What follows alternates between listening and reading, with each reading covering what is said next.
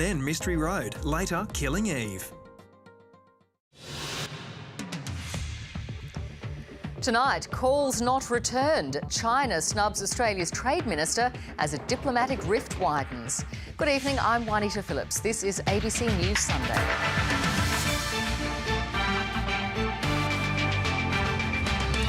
The Great New South Wales bust out. Enjoy your newfound freedoms, but a warning, we're all sitting ducks when it comes to the virus.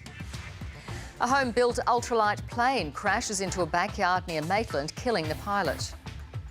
And a look at where the millions raised for bushfire recovery are being spent.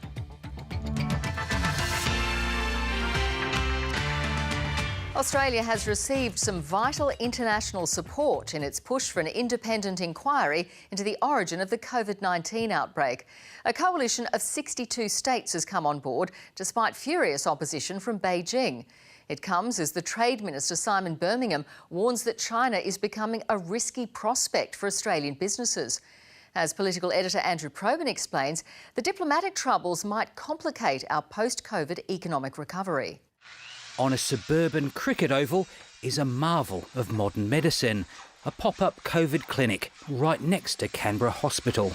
It went from this to this in just 35 days. It was seen as an insurance policy. It's one of the few buildings where, we hope no one ever needs to use it. In fact, there's a good chance this 50-bed hospital is never used because the COVID curve's under control. The shutdowns made that possible at enormous expense. The way out of the economic crisis getting harder. The call ought to be returned, David. Trade Minister Simon Birmingham's confirmed his Chinese counterpart is still refusing to pick up the phone. It's not a reflection upon the Australian government. Beijing putting Australia in the diplomatic deep freeze for demanding an international inquiry into the origin of the coronavirus outbreak. China's slapped bans on 4 Australian abattoirs and is poised to stop barley exports too. At least one premier's offering to act as an envoy. Considering the long-standing trading relationship Western Australia's had going back many decades, I'm happy to help. Advice flowing thick and fast within government too, some from its own backbench not entirely welcome. Being so entangled with an authoritarian regime has left our nation open to economic blackmail and boycotts. But the Australian government's frustrated with its biggest trading partner. I would expect that many Australian businesses would start to consider whether the risk profile has changed and may therefore look at other markets. Diversification takes time. It takes years and years, decades, but the work must start now. China accounts for 36% of Australia's exports, more than double the second biggest. So if Beijing does play hardball, it could cause significant economic pain. But having made its case for an independent inquiry into where the virus started, Australia can't and won't back down, however uncomfortable. That discomfort, though, might be shared. Confirmation late today that more than 60 countries are set to back an inquiry through the World Health Organisation. Andrew Probyn, ABC News, Canberra. Just as people are starting to enjoy the easing of restrictions, the Health Minister has delivered a stark warning, describing us as sitting ducks for the virus. Brad Hazzard says people deserve to enjoy the relaxation of distancing rules, but he's worried about what he calls the Great New South Wales bust-out.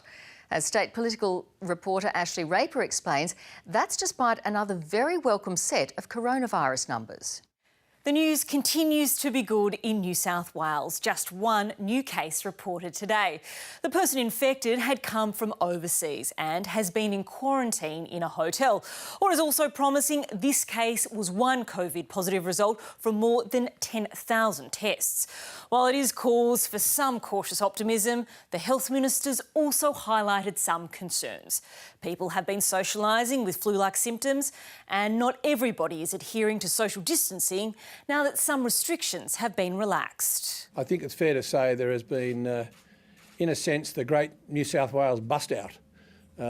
People have had, they're rewarding themselves after many weeks of sacrifice, of having themselves locked inside, and we all deserve it. But I also do want to remind people that this virus is extremely dangerous and we are all, every one of us, sitting ducks.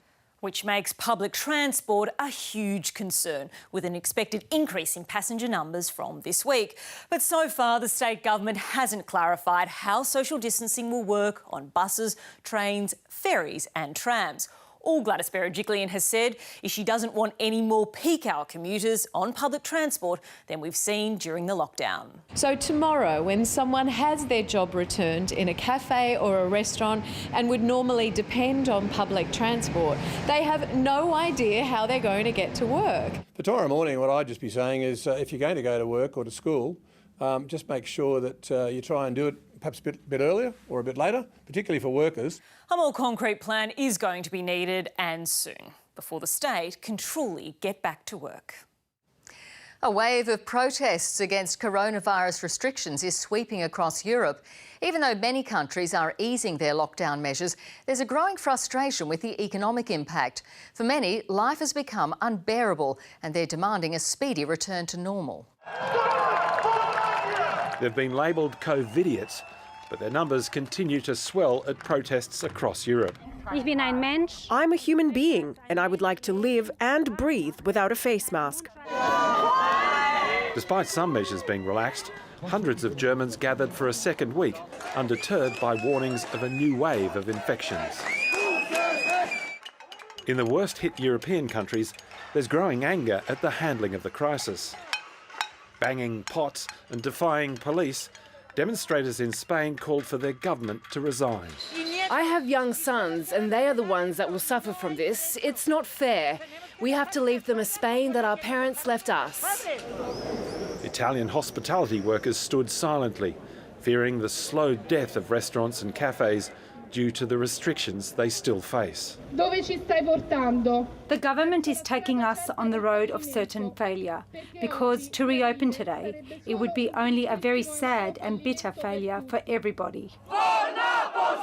Simply putting bread on the table was front of mind for protesters in Poland, who defied a police ban on gatherings to call for restrictions to be lifted. The growing mood of defiance also spilled over to the United Kingdom, where police moved on protesters in Hyde Park, arresting 19 people for deliberately breaking social distancing guidelines. I wouldn't go home because I want my freedom of speech. London police dismissed them as only a small group, but as fear of the virus diminishes, anger at restrictions is set to grow. Michael Troy, ABC News. In India, at least 24 workers trying to return home during the lockdown have been killed in a truck accident. Dozens more were injured as the truck, crammed with people desperate to get to their hometowns, collided with another truck in northern India. Thousands of workers have been trying to flee India's major cities since the lockdown began nearly 2 months ago, which left many of them without jobs or pay. Many have set out on gruelling journeys on foot, walking hundreds of kilometres or hitching rides on trucks. Brazil now has the 4th largest coronavirus outbreak in the world, with the number of cases there surpassing Italy and Spain. More than 233,000 people have tested positive in Brazil and about 16,000 have died. The country's president continues to downplay the virus and has been very critical of lockdowns. The latest unemployment numbers showed the biggest monthly rise on record, but the impact is even greater than the official rate suggests. About 600,000 Australians lost their jobs in April, taking unemployment to 6.2%. But when you include the millions of workers on the JobKeeper wage subsidy, more than half of the population is receiving help. As Alan Kohler explains, high unemployment is likely to last for many years. On Thursday, we learnt that the unemployment rate had increased from 5.2 to 6.2%, or 104,000 extra people. But 600,000 jobs disappeared. Commonwealth Bank told us this week via this graph that almost all of the growth in the money flowing into its customers' bank accounts at the moment is coming as government benefits rather than wages. These are all some kind of unemployment payment, either the dole, which is called the job seeker allowance now, or the new thing called JobKeeper allowance. The Treasurer said this week that 6 million people are covered by JobKeeper and 1.6 million are getting Job Seeker, which more or less adds up to what CBA has found. But only 823,300 of them are counted by the ABS as unemployed, even though they're not actually employed. If all those people were counted as unemployed, the unemployment rate would be, well, 58%. Thank goodness they're not. Imagine the national despondency if the ABS reported that the unemployment rate was twice what it got to in the Great Depression. Why aren't they counted? Well, because those getting JobKeeper aren't unemployed. And for those getting JobSeeker to be counted as unemployed, they would have to have been actively looking for work. And since the amount has suddenly doubled and is now enough to live on, a lot of unemployed people aren't bothering to look because they know there aren't any jobs anyway. So, lies, damn lies, and statistics, as Mark Twain once said. But the real world is places like this. The arts and recreation centres have seen massive declines in available work, and employment in restaurants and accommodation has collapsed as well. The government is budgeting for the temporary employment benefits to go for 6 months, and then for the private sector to bounce back and lead job creation. But will it in 6 months? A lot of private sector outfits are stuffed, never to lead job creation again. And for that reason, unemployment is a scourge that lasts. In the last recession, the unemployment rate went above 8% in December 1990, and it didn't go below it again until October 1997, almost 7 years. And this recession looks worse than that one. Well, if there's one thing we all love, it's a holiday. So spare a thought for all those who've had to cancel overseas trips because of coronavirus travel restrictions. And getting a refund for their cancelled holidays isn't always easy. Alison Shaw reports. For a travel-loving couple, it was the stuff of dreams. The best and most luxurious train in the world. But this South African odyssey never happened. Really leaves a bad taste in your mouth. Don and Bridget Bernard booked a $30,000 adventure last year. And that looked amazing. They've been refunded a third of their ticket, but $20,000 remains outstanding, offered as a credit to be used on the same package at a later date. We don't know how our own health condition will be next year. I think there's too many ifs and buts about it. The travel industry says money is tied up in a complex global system of suppliers. Airlines, hotels, restaurants and local attractions, all of which are feeling the pinch. In that entire supply chain, there are contracts that include non-refundable deposits. The terms and conditions for each holiday are different, so there's no general answer to what customers are legally entitled to. It's not that easy to just simply get a refund.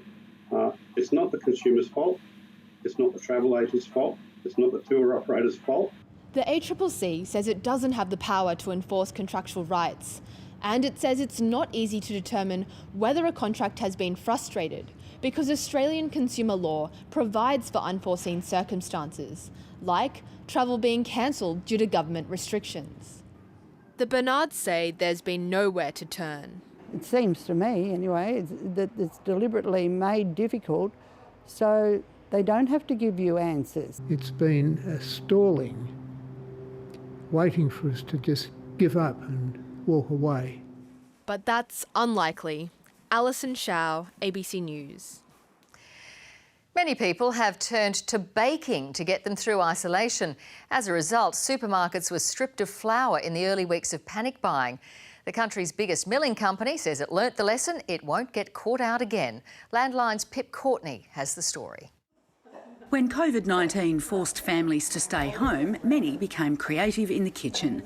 In Brisbane, the Cole family bakes most days. It's been really fun for us to do something together, to experiment.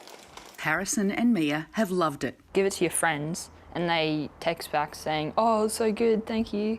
It's a good feeling to have. Finding flour, though, has been hard, with supermarket shelves bare for weeks. Is that going to be enough, do you think? Milling companies were stunned by the spike in sales. The retail has just been ridiculously high, about 70% over normal volume. Manildra Group is Australia's biggest flour producer and has moved its main New South Wales mill to a 24/7 operation and hired extra staff. That's 10 weeks ago and we're still doing that now, and endeavouring to supply all of the supermarkets and people with the flour that they'd like to have. ISO bakings put a strain on the country's wheat supply lines, but new equipment will see Manildra Group produce an extra 50 million 1 kilo bags of flour a year from July. Toowoomba-based organic miller Kyella Foods has hired extra staff and run double shifts to keep up. In March and April, we're about 300% up on those retail type products. People are falling in love with cooking again, and it's great. Keen cooks can look forward to full shelves very soon. Pip Courtney, ABC News. Still to come on ABC News Sunday, a special report on what a typical day will look like as restrictions are eased. From gyms to office blocks, food courts to pubs, we look at how places will change to accommodate physical distancing rules. To breaking news, and a dangerous rescue mission is underway tonight at Point Pilcher Lookout in the Blue Mountains National Park. A climber has fallen, suffering broken bones, and is now stuck on a cliff ledge wrapped in a thermal blanket almost halfway down the 150-metre rock face. Help has been winched down, but police say the operation to bring the man to safety may take some hours yet, with nightfall making this already delicate mission even harder. A 44-year-old man has been killed after a homemade ultralight crashed in a Hunter Valley backyard. The experienced pilot narrowly avoided homes as he attempted to bring the ailing plane back to a nearby airstrip.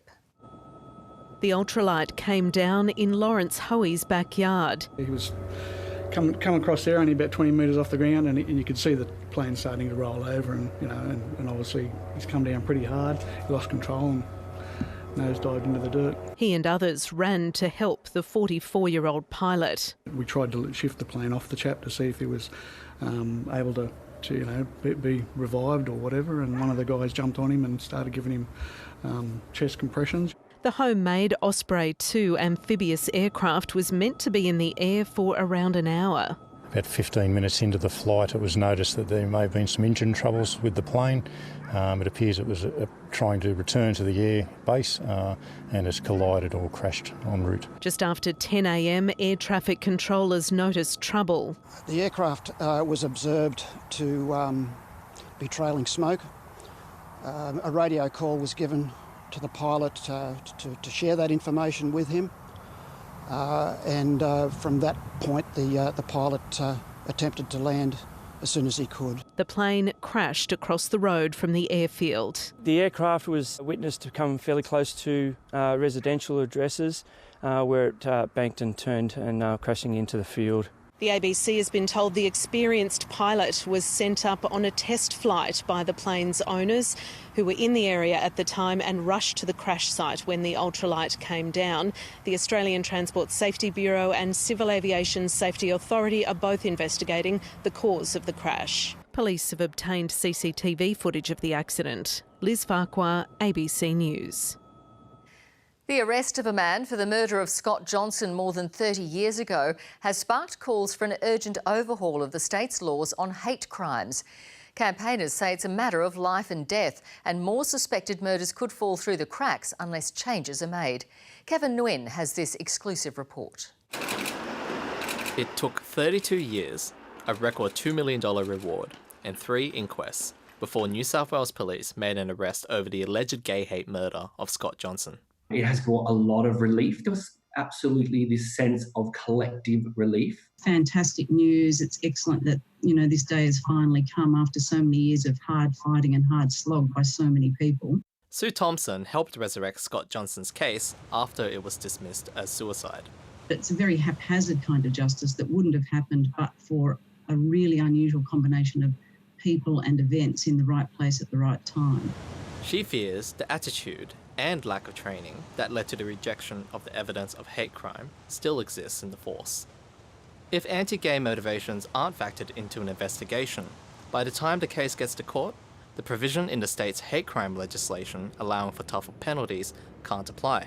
Basically, if it's not picked up on the front line by the investigating police, if it's not documented in their evidence, and if it doesn't make its way to the sentencing magistrate or judge, then that provision is completely useless. There hasn't been a single successful prosecution under the New South Wales existing hate crime law. After a parliamentary inquiry into anti-gay violence, the Australian Hate Crime Network tabled 29 recommendations. Among them, to split the bias crime and counter-terrorism units, establish community panels to review hate crime incidents, conduct an audit into how bias crime is reported to police, and overhaul hate crime legislation. We need systemic change in the way that law enforcement agencies in Australia respond to the problem of crime that's motivated by hatred or prejudice. New South Wales Police declined to give an interview and would not supply updated figures on the number of hate crimes in New South Wales, but it says it's made significant improvements to its rebranded engagement and hate crime unit and would roll out online training for officers later this year. There's plenty of research available which shows that this is really a matter of life and death. If there's a missed opportunity to pick up and respond to a hate crime, that's a missed opportunity to disrupt a mass casualty incident. It's also a missed opportunity to save someone's life. Sue Thompson estimates there are at least 25 unsolved gay hate crimes in New South Wales. The police are investigating 4. Kevin Ewan, ABC News. 36 bushfire-affected councils across New South Wales have received almost $50 million from federal and state governments to help their communities. That might sound like a lot, but some councils have already run out of money and they're struggling. For others, working out how to spend the money has proved contentious and attracted accusations it's not being distributed fairly. Bushfire recovery reporter Philippa McDonald reports. The road to recovery is anything but straightforward.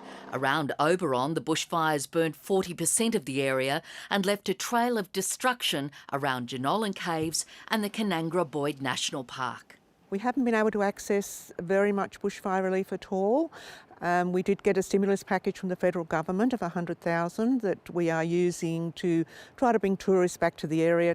While this area has lost tourism, one of its major earners, it's also missed out on the $1 million 33 other councils have received from the federal government.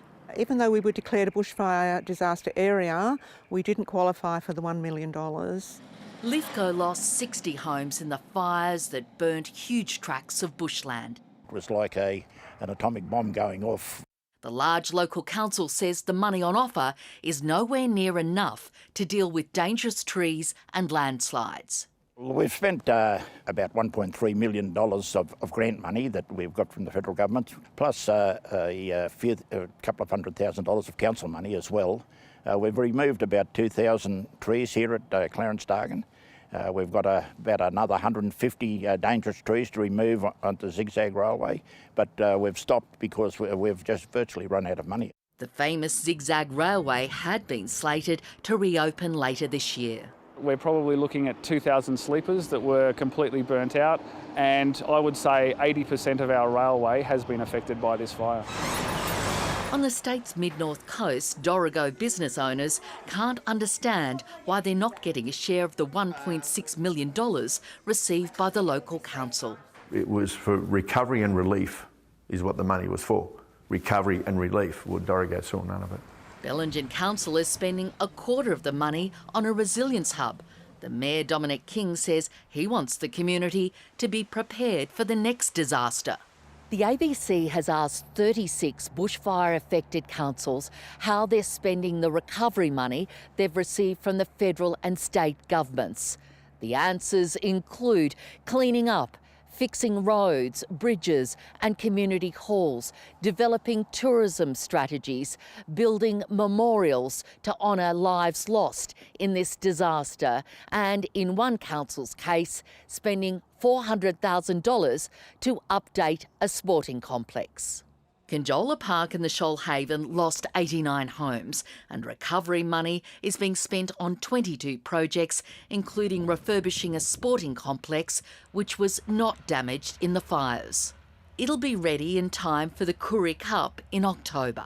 An economic driver, a massive economic driver for the Shoalhaven.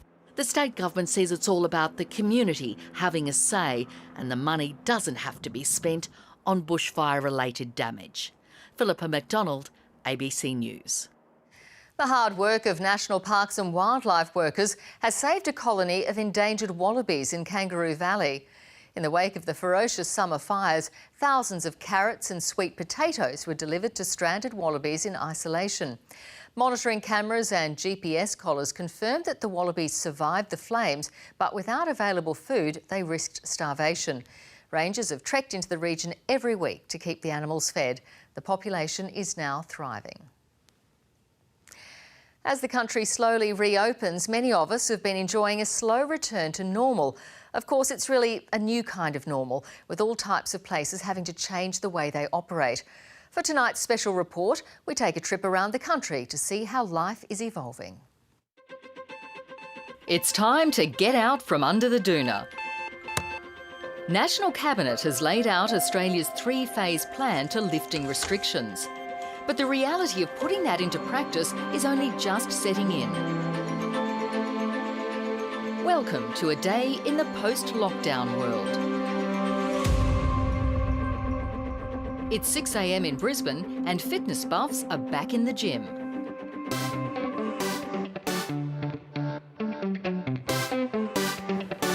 Heading to the gym is part of the daily routine for many Australians, and if you're like me, you can't wait to get back to it. But when the doors finally reopen, it's likely to look a little different.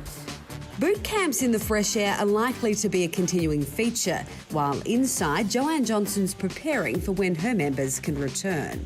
I think it'll be a new normal.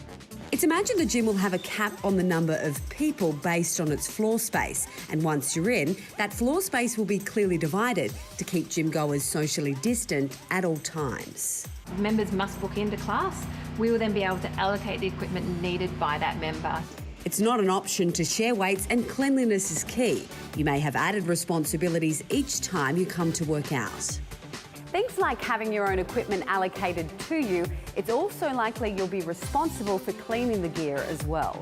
Each space will be allocated with a container, obviously our detergent and their cloth. Outdoor exercise may still be the preference. Just 30% of people say they'll go back to a gym anytime soon.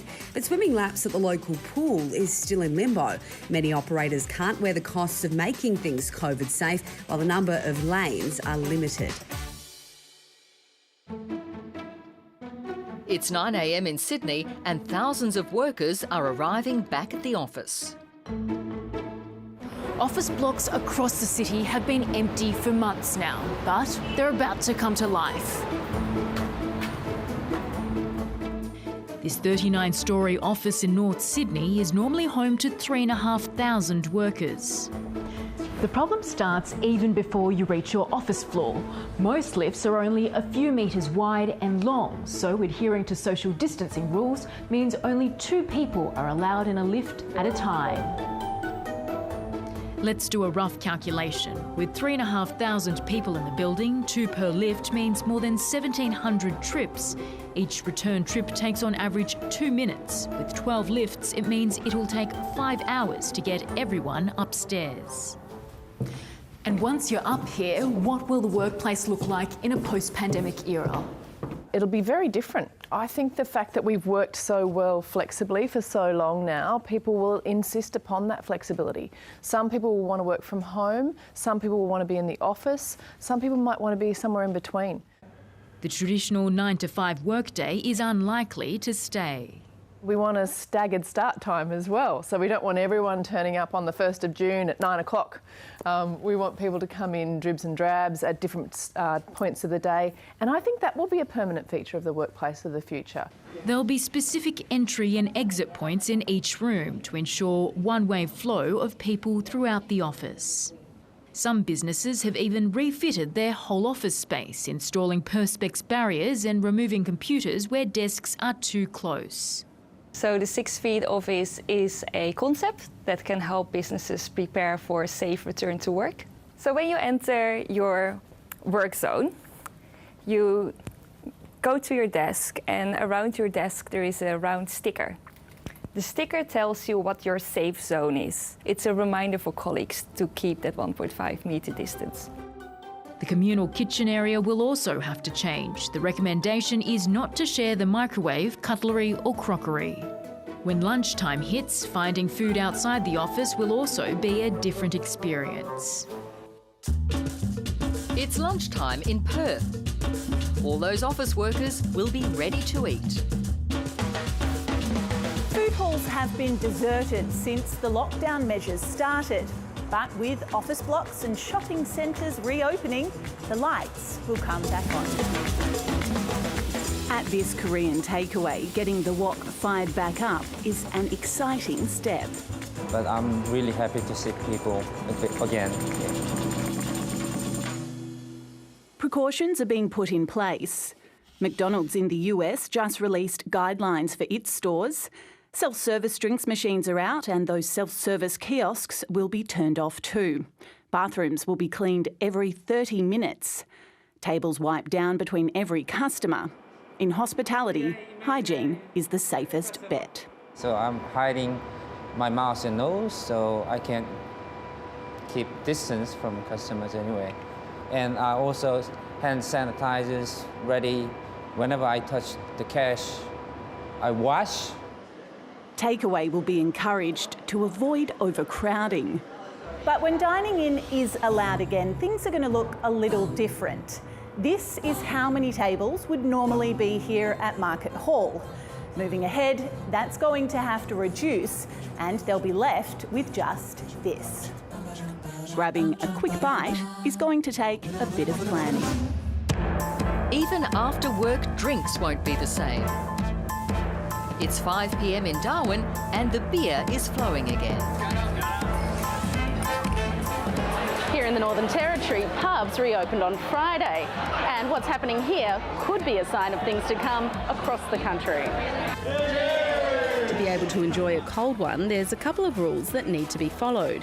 There's a 2-hour time limit at all venues. Like cafes, all tables need to be at least 1.5 metres apart. If you want alcohol, you'll need to buy food, and people must be seated for all food and drinks. You know, I think about our poor brothers and sisters down there in Sydney and Melbourne and, you know, trying to work out how just 10 people in a restaurant's going to work. And here we are going, how are we going to make only 10 on a table work, you know? While going to the pub isn't exactly what it used to be, after weeks of lockdowns, just spending time out with friends feels like a cause for celebration. Yeah, I'm really actually surprised because I thought it would be like a lot more stricter or just like a lot more not as relaxed. Beer out of a keg rather than a stubby. And it seems the proof is in the pint. It's estimated 1,000 kegs were used this opening weekend in the NT. That's 50,000 litres or 100,000 schooners.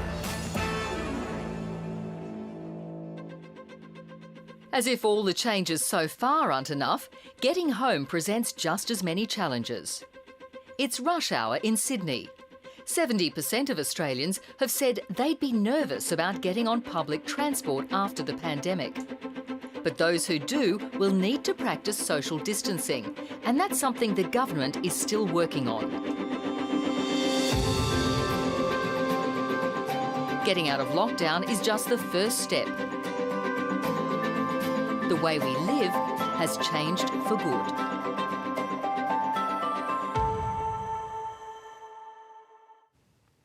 With so many people hesitant to use public transport and the roads becoming congested with cars again, cycling is having a surge in popularity. Advocates are hoping it'll be permanent, but they're calling for changes to make urban centres more cycle-friendly. Here's National Sport reporter David Mark. Krista Shearer rode her bike to work this week for the first time in 9 years. It was amazing. It was fast. It was lovely to feel the wind through my hair, and it was good not to be on public transport. The Sydney-based Recruiter is one of tens of thousands of Australians creating an unprecedented surge in cycling's popularity.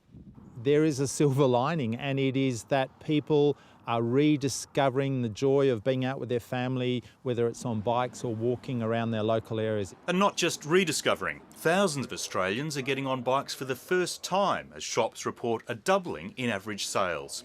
We've really seen an explosion in families riding, so it's been a fantastic picture to watch families walk in, a father and mother walk in and walk out with 4 bikes.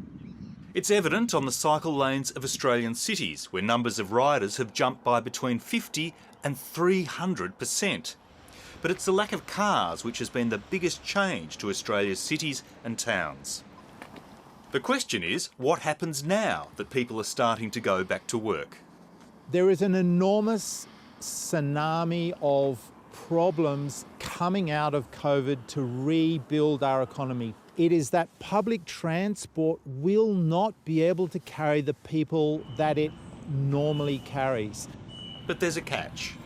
If everyone gets into their car, the roads won't move. It's why some cities are taking action. London will extend its car-free zone into one of the largest in the world to make it safer for cyclists and pedestrians. Krista Shearer says her experience of riding to work was a good one, but there are concerns that other new cyclists won't find it so easy. The increase in people walking and riding has highlighted the lack of infrastructure that we have. And this is what frustrates cyclists so much, a dedicated cycle lane on a busy road that suddenly stops. What will happen is people who've bought all these bicycles and they thought, oh, I could try my ride to work, they'll do it once, they'll get a horrible scare or they'll get knocked off their bike and they won't ride again. Which is why We Ride's Stephen Hodge is pushing to rapidly gear up Australia's cities and towns with temporary cycle lanes, as Berlin has just done. They can be put in place within days. If there are multi-lane roads, a lane can be devoted to a cycleway. And then make a permanent change.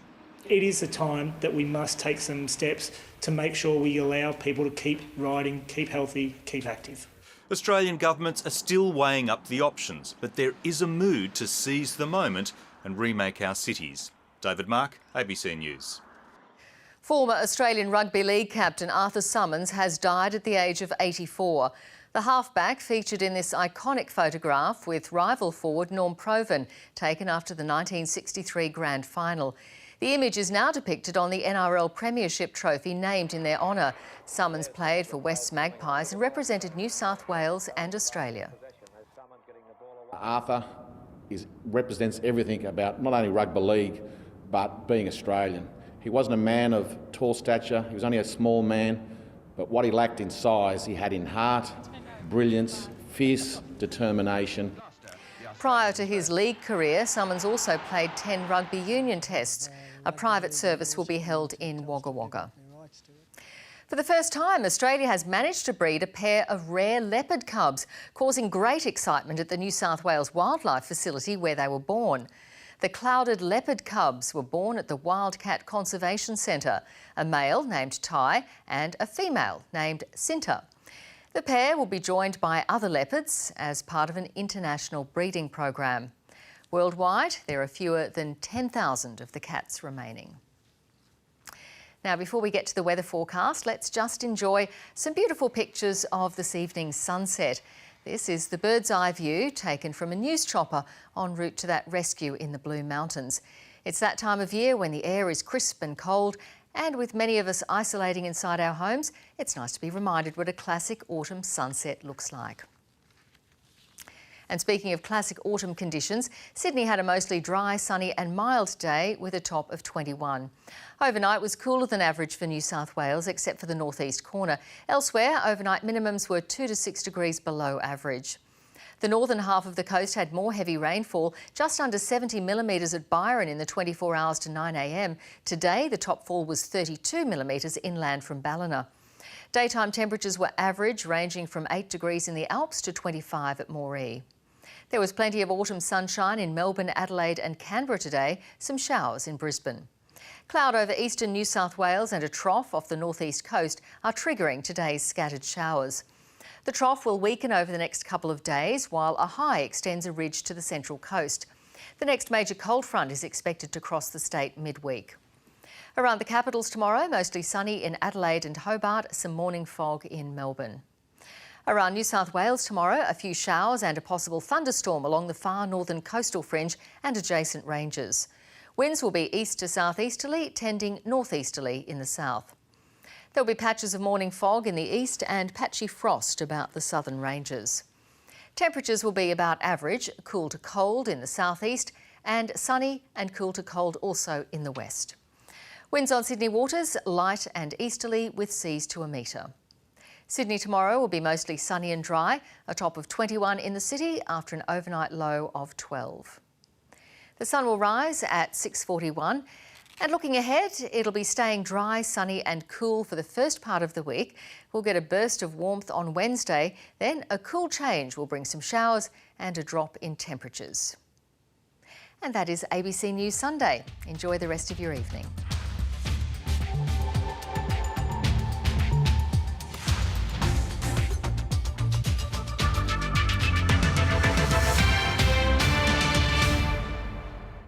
Next on ABC and iView, what's harder than building your home?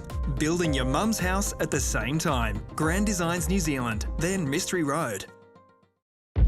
Post-89, the world entered a new phase. If we stand back, we can see how things connect. We can see the road to now. In 1989, the walls came down. Now they're going back up. What is great about that? An epic 6-part series reflecting on where we've come from. History does not progress in a straight line. And where to next. It's constantly circular. Road to Now starts Tuesday, May 26 on ABC and iView. When they came here, they thought that it was no one lived here, you know. My people did live here. Why did they pick Maralinga? They clearly didn't care about Aboriginal population. These were probably the most environmentally irresponsible activities ever undertaken in Australia. It's up to us to tell the story, the real story. At the end of the day, this is still my country. Maralinga Jaratja, next Sunday on ABC and iView. Australia, here I come. Miriam